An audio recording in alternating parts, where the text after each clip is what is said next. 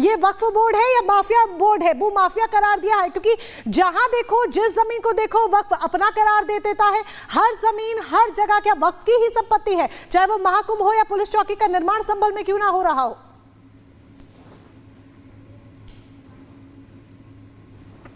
रही हो या ना दिख रही हो, इस पे योगी जी, इस पे मोदी जी और सारे मंत्रियों की फोटो लगी हुई है वक्फ बोर्ड की साइट पे। कौन चलाता है इसको? समाजवादी पार्टी या कोई और चलाता है? आप ही चलाते हो, वरना आपकी फोटो क्यों होती?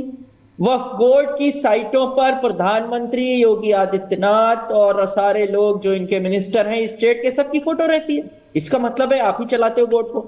और जब आप चलाते हो तो आप निर्णय लो। और जहां तक ये जो मौलाना की बात है, जो जिन्होंने बरेलवी जो शहाबुद्दीन साहब हैं, ये तो बीजेपी के कहने पर सारी बातें कहते हैं कि इन्होंने वहां कुंभ में कह दिया, किसी बोर्ड ने कहा।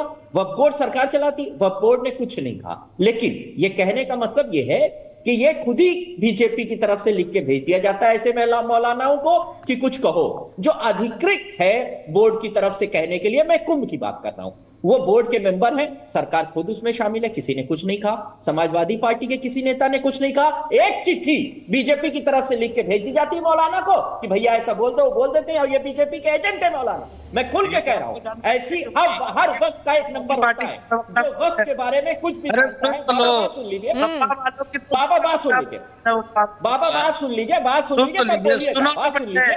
हर वक्त का, मैम सुनिए, तथ्यों पे बात होनी चाहिए। वक्त का एक नंबर होता है। अरे सुनिए भाई, ठीक है, एक एक करके सुनिए।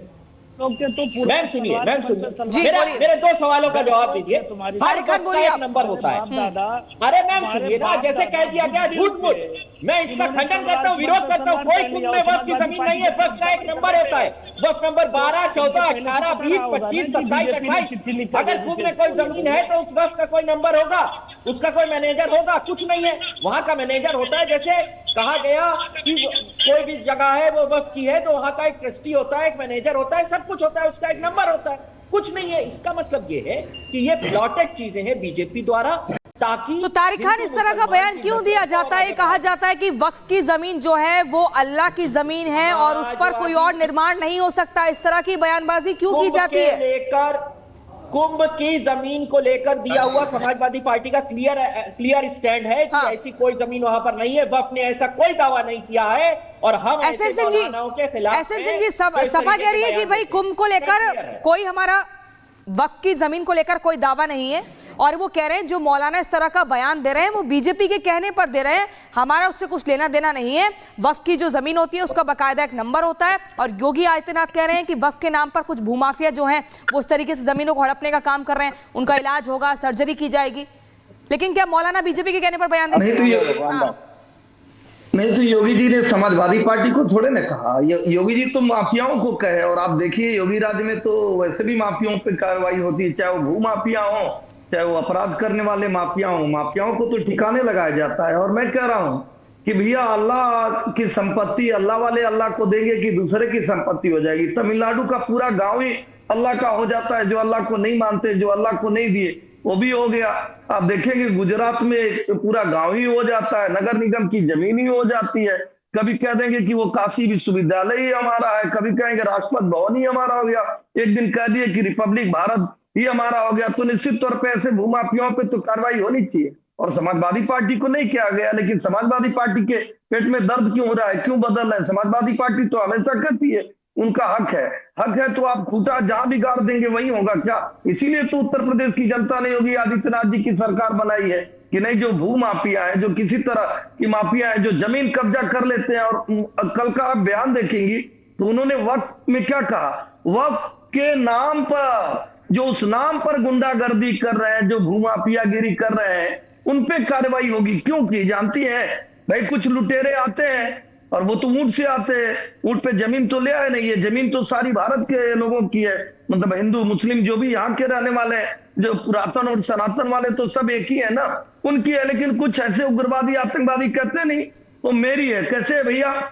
तो हमने कह दिया, इसी कहने को कहा जा रहा है कि भू अभिलेखों में। बिल्कुल एसएन सिंह जी, जिस तरीके से आपने अपनी बात रखी, आचार्य विक्रमादित्य का एक बार रुख कर लेते हैं। आचार्य जी देखिए, अब संभल पे जरा आ जाते हैं। संभल में पुलिस चौकी का निर्माण होता है तब सवाल खड़े किए जाते हैं, सर्वे होता है तब भी सवाल खड़े किए जाते हैं, लेकिन अब तो सीएम ने कह दिया है, दो टूक कह दिया है कि अब तो जो दंगे हुए थे उसकी भी जांच होगी। जी बिल्कुल जांच होगी। एक एक तथ्य जो भी सामने आया है, जिसने पत्थर चलाए हैं, जिसने गोली चलाई है, जिसने इन लोगों की हत्याएं की हैं, आपस में जिस प्रकार से वहां पर पठान और तुर्क आपस में लड़े हैं, और उनका वास्तविक तौर पे एक एक सीसीटीवी सामने है, और सबको सामने लाके उनको सजा देना बहुत जरूरी है। नहीं तो ये मानने वाले हैं नहीं, इनको जब तक सजा नहीं मिलती है। और अभी भाई साहब बोल रहे थे, समाजवादी वाले खान साहब, कि जो हमारे मौलवी, जो उनके मौलवी साहब है वो बीजेपी के एजेंट है, तो निकाल दो भैया बाहर। मुझे बताओ ना, इस्लाम के अंदर बात करते हो तो आप इस्लाम के अंदर जिस प्रकार से बेदखल करो इस्लाम से ऐसे लोगों को, वो नहीं करेंगे, इनके खिलाफ फतवा नहीं लाएंगे। इस्लाम तो ईमान वालों का धर्म है। क्यों नहीं बात करते हैं जो झूठ बोलते हैं? अगर आप कह रहे हैं वो झूठ बोल रहे हैं, ऐसी तथा दिल्ली, पूरी दिल्ली को पे कब्जा कर लिया है। पूरी दिल्ली में पार्लियामेंट हाउस से लेकर एयरपोर्ट तक सब में कह देते हैं हमारी जमीन है। कर्नाटक के अंदर आप बोलो कि जो खेती कर रहे थे इतने सालों से लोग, उसको कह दिया। अरे यूपी के अंदर जो कह रहे हैं वक्फ बोर्ड नहीं कह रहे, तो हर व्यक्ति वक्फ बोर्ड का मुलाजिम बन जाता है ना। ओवैसी साहब खड़े हो गए कि उन्होंने कह दिया कि जमीन ले ली है जिस प्रकार से। तो ये पूरी तरह से ऑर्गेनाइज्ड है। जब इनका दाव चल जाता है तो सब एक हो जाते हैं, और जब नहीं दाव चलता है, उल्टी पड़ती है, तो कहते हैं हमारा सब कुछ ऑर्गेनाइज्ड है, ये कह रहे हैं आचार्य विक्रमादित्य जी। सैयद जवाद हमारे साथ पॉलिटिकल एनालिस्ट जुड़े हुए हैं। जवाद साहब देखिए, विक्रमादित्य जी कह रहे हैं सब कुछ ऑर्गेनाइज है, क्या वाकई में सब कुछ ऑर्गेनाइज है? क्योंकि देखिए एक के बाद एक बयान सामने आते हैं। संभल में हिंसा होती है, पुलिस चौकी का निर्माण होता है 24 घंटे निगरानी रखने के लिए, लेकिन ओवैसी ये कह देते हैं कि ये तो वक्फी जमीन है। जी बहुत बहुत शुक्रिया आपको और आपके सभी दर्शकों को मेरा जय हिंद, जय संविधान। बिल्कुल सही कहा योगी आदित्यनाथ ने, सब कुछ ऑर्गेनाइज था। सरकार की देखरेख में, शासन और प्रशासन की देखरेख में दंगा हुआ, अधिकारियों का सबसे बड़ा फेलियर था। और अगर नैतिकता होती तो मुख्यमंत्री योगी आदित्यनाथ का इस्तीफा हो चुका होता। भाजपा में और भी काबिल मुख्यमंत्री के योग्य लोग होंगे, क्योंकि आप बहराइच में दंगा नहीं रोक पाए, आप जो है संभल के अंदर दंगा नहीं रोक पाए, और आप ही की देखरेख में हुआ है। और नैतिकता के आधार पर इस्तीफा लेकिन सैयद जवाद, नैतिकता होती नहीं है भारतीय जनता पार्टी। सैयद जवाद, आप अपनी बात को पूरा कीजिएगा। जी, करने वाली सरकार है। मुख्यमंत्री जी जब बोलते हैं तो दर्द बढ़ जाता है। एसएन सिंह जी, आप अपनी बात को रखिएगा, लेकिन सैयद जवाद जी आप अपनी बात को पूरा कीजिए। बस मुझे बता दीजिए कि संभल में सांसद किसका है, विधायक किसका है, किसकी जिम्मेदारी बनती है? उत्तर प्रदेश में और देश में, उत्तर प्रदेश में सरकार किसकी है, देश में सरकार किसकी है, किसकी जिम्मेदारी बनेगी? तो सांसद और विधायक की कोई जिम्मेदारी नहीं है? भारतीय जनता उनकी जवाबदेही नहीं बनती है? दूसरी सरकारों में कार्रवाई नहीं होती थी। उनको सिर्फ बिजली के बिल शून्य लाने हैं। रिश्तेदार थे बरसा, वो कहते थे यहाँ पुलिस। मैडम आपका उत्तर प्रदेश में ये देखिए चारों बोलने लगे हैं, बोलो सब अभी सब चुप रहेंगे, सिर्फ सैयद जवाद जवाब देंगे। कार्रवाई हो रही है। सैयद जी मुझे बस ये बताइए, सांसद और विधायक किसका था और उनकी जिम्मेदारी क्या बनती है? एक एक करके सब चुप हो जाएंगे, सिर्फ सैयद जवाद जवाब देंगे। बोलिए सैयद जी। मैडम पूरी तरीके से पूरी जिम्मेदारी अगर बनती है तो उत्तर प्रदेश शासन की बनती है, और मुख्यमंत्री का इस्तीफा होना चाहिए था। मैं जिम्मेदारी से इस चीज को कह रहा हूं। सांसद और विधायक का इस्तीफा नहीं होना चाहिए, लेकिन मैं इस चीज को बड़ी जिम्मेदारी से कह रहा हूं। दूसरी सबसे बड़ी बात कह रहा हूं, वक्फ बोर्ड की बात करिए, भू माफिया की बात करूं। हाँ। आपको पता है सरकार के जो विधायक हैं और कितने